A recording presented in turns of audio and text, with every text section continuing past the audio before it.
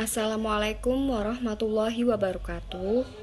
Kami dari kelompok 4 Qawaid Fiqhiyah yang beranggotakan Uswatun Hasanah NIM 1219100, Maulida Azhara Putri 1219101, Mudrik Alfami 1219102, dan saya sendiri Nurul Faikur Rusdiana 1219103, dan Muhammad Syukuron Huda 1219103 yang akan membahas kaidah 25-32.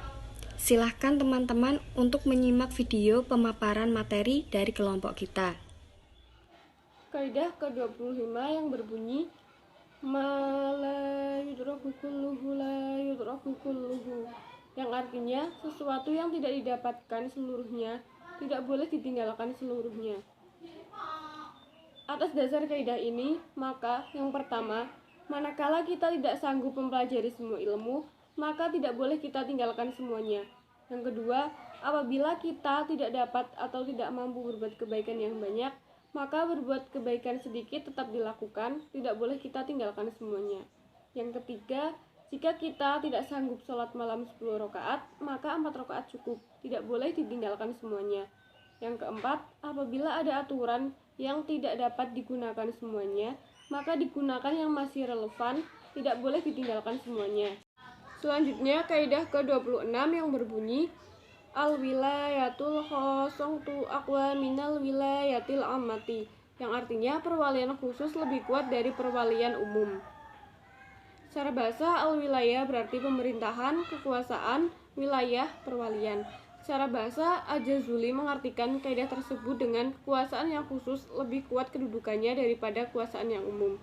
Sedangkan makna kaidah ini secara istilah adalah bahwa lembaga-lembaga yang khusus lebih kuat kekuasaannya daripada lembaga yang umum. Atas dasar kaidah ini, maka yang pertama, seorang wali hakim tidak boleh menikahkan seorang perempuan yang masih mempunyai wali nasab, sebab wali nasab sifatnya khusus sehingga lebih kuat, sedangkan wali hakim sifatnya umum. Yang kedua, seorang wali nasab yang statusnya khusus dapat menuntut qisas atau diat atau memberikan pengampunan terhadap pembunuh orang yang melakukan pembunuhan orang yang berada di bawah perwaliannya. Tetapi, wali hakim yang statusnya wali umum tidak dapat menuntut hak-hak tersebut. Kaidah ke-27.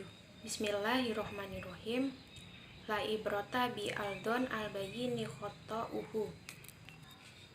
Artinya, tidak dianggap sebagai zan yang jelas salahnya. As-Suyuti 106. Atas dasar dari kaidah ini, maka 1.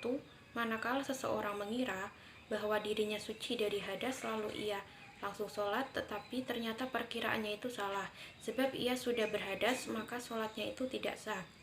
Yang kedua, manakala seseorang sholat dengan mengira sudah masuk waktunya sholat, ternyata belum masuk waktu sholat, maka sholatnya itu batal. Yang ketiga, manakala seseorang berpuasa mengira bukan meyakini masih malam atau menyangka matahari sudah terbenam, lalu ia makan sahur atau berbuka, tapi ternyata waktu imsak telah habis atau matahari belum terbenam, maka puasanya itu batal. Yang keempat, manakala seseorang mengira bahwa dirinya mempunyai utang kepada orang lain, lalu berhutang tersebut dibayar, tetapi ternyata bahwa dia itu sudah tidak mempunyai utang, maka ia berhak menerima kembali uang yang pernah dibayarkannya tersebut.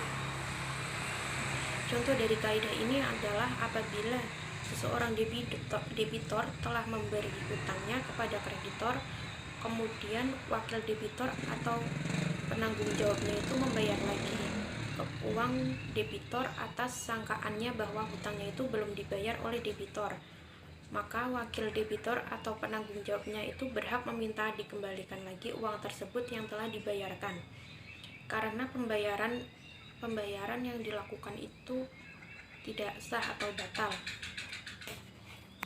Kaidah ke-28. Bismillahirrohmanirrohim.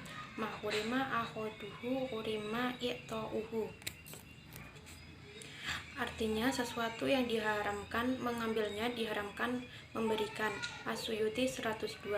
Dari kaidah tersebut, maka 1.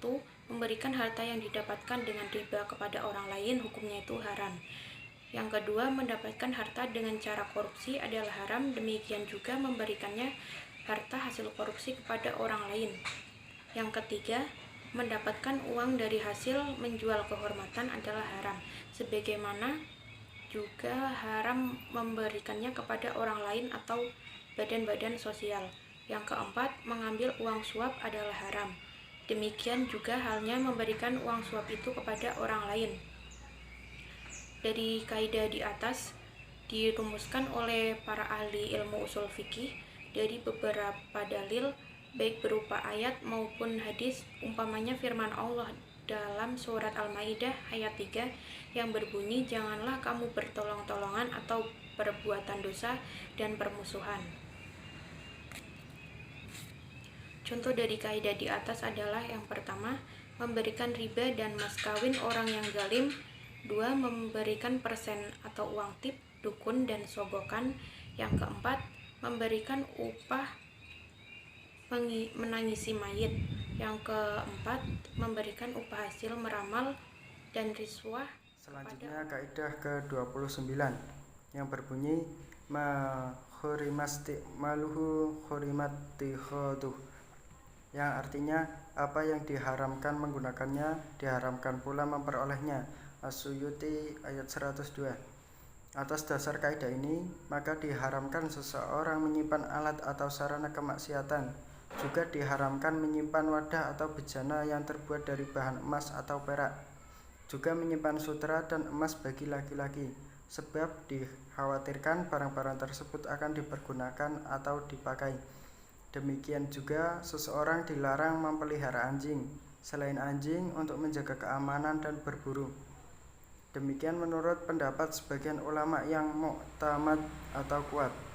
Larangan menyimpan alat atau sarana seperti yang telah dikemukakan di atas pada hakikatnya hanya sebatas makruh, sebab nas larangan tersebut dimaksudkan adalah untuk memanfaatkan, bukan untuk menyimpan.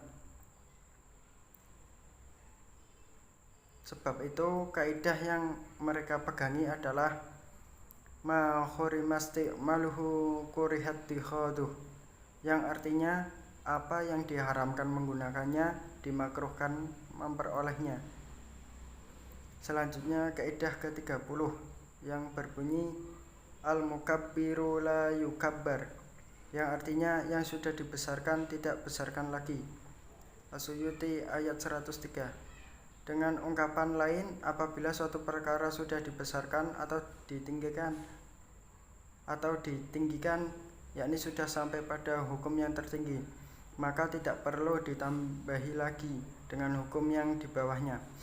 Umpamanya, seseorang telah mencuci najis mukhaladzah atau jilatan anjing dan babi yang dianggap sangat besar, karena dibasuh 7 kali dan salah satu dengan tanah, maka tidak disunahkan membasuhnya masing-masing anggota terkena najis tersebut dengan 3 kali, seperti yang diperintahkan pada saat bersuci yang lain.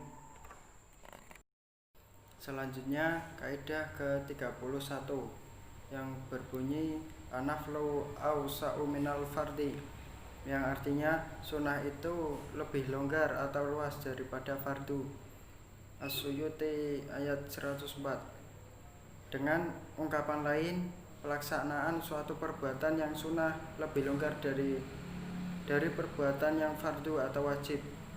Oleh karena itu, dalam sholat sunnah tidak wajib dengan berdiri, tidak wajib menghadap kiblat bila dilakukan di dalam perjalanan, tidak wajib memperbaharui tayamum dalam beberapa sholat. Sedangkan kalau sholat fardu, semua itu wajib dikerjakan. Demikian juga halnya puasa sunnah, tidak diwajibkan berniat di waktu malam, tetapi dibolehkan di pagi hari asalkan belum memakan suatu apapun. Selanjutnya kaidah ke-32 la yungkarul muhtalafu fihi wa innamal mungkarul mujma'u alaih, artinya tidak diingkari perbuatan yang diperselisihkan atau hukum-hukum haramnya, dan sesungguhnya yang diingkari adalah yang telah disepakati hukum haramnya. As-Suyuti ayat 107. Dari kaidah ini dipahami bahwa seseorang tidak dianggap berbuat perbuatan yang mungkar Kalau perbuatan yang dikerjakan itu haramnya diperselisihkan, mengingat pendapat yang tidak mengharamkan, tetapi baru dianggap mungkar kalau keharaman perbuatan tersebut telah disepakati.